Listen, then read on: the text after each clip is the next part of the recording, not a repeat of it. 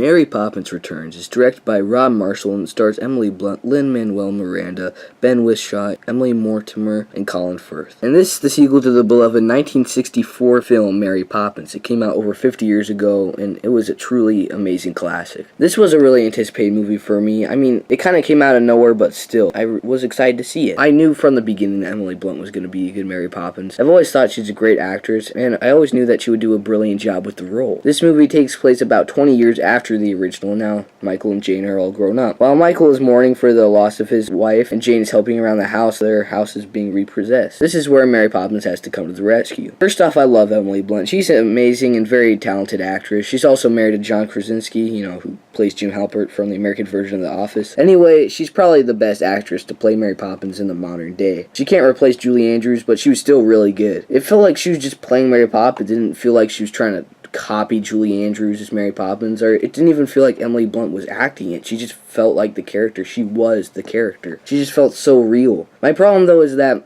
she didn't have enough screen time towards the end of the film, like the last 20 minutes. I mean, Mary Poppins in the original didn't have much screen time towards the end of the original film either, but still, she didn't say much for the last 20 minutes of the movie. She did express some emotion, which was good to see. She was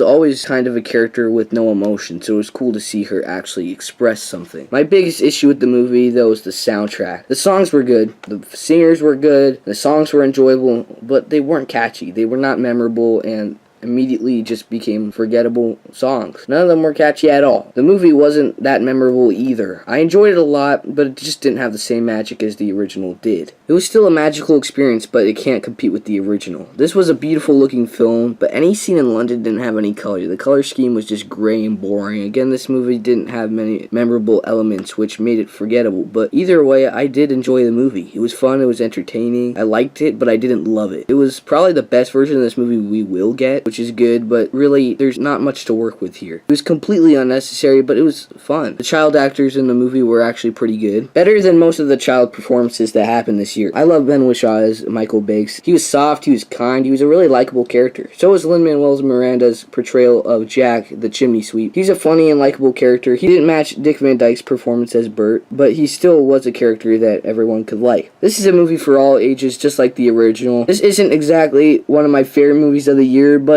it was a movie that met my expectations. There just wasn't that much to work with. It was magical and it took you back quite a bit with a lot of nostalgia. There are a lot of moments that brought you back to the original. Some of the characters in the original were reborn in the sequel, like how Jack was basically a reincarnation of Bert. So overall, this movie was a pretty solid sequel. It didn't ruin my view on the original. It wasn't trying to copy the original. It was a mix of both old and new. Not as good as the original, but still enjoyable. The soundtrack was forgettable and so was the story, but that doesn't make it bad. It just makes it more forgettable. It was just something to sit back and enjoy, and that's all I wanted from this. It's not perfect, but I really did enjoy it. Emily Blunt was the best choice for Mary Poppins, so that was probably the best part of the whole movie was Emily Blunt. So I'm going to give Mary Poppins Returns a B+. Thanks for watching, guys. Mary Poppins Returns was a fun and a family-friendly sequel. Don't expect anything amazing, but if you want to see some more Mary Poppins, then the movie's worth a shot for you. If you didn't like the original Mary Poppins, you probably won't like this one any more than you like the original. The original was magical, and to this day is one of my favorite Disney movies. So, Mary Poppins Returns is in theaters now, so it's worth it. Go ahead and watch it. This is Ethan Butler, and I'm out.